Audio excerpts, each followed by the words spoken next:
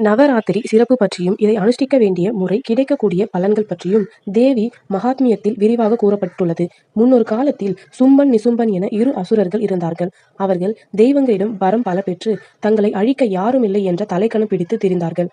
அவர்களது ஆட்சி காலத்தில் மக்கள் மிகவும் அல்லுற்றனர். அனைவரும் இந்த இரு அசுரர்களையும் கண்டு அஞ்சி நடுங்கினர்.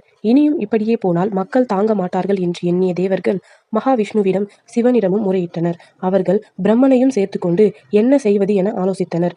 ஆண்கள் யாராலும் அந்த இரு அசுரர்களையும் வெல்ல முடியாது என்பது அவர்களின் வரம். அதனால் தேவர்களும் மூவர்களும் அன்னை ஆதிசக்தியை நோக்கி பிரார்த்தனை செய்தனர். மக்களின் துன்பம் கண்டு சகியாத அவளும் மிக அழகான மங்கையின் வடிவம் கொண்டு பூமிக்கு வந்தாள்.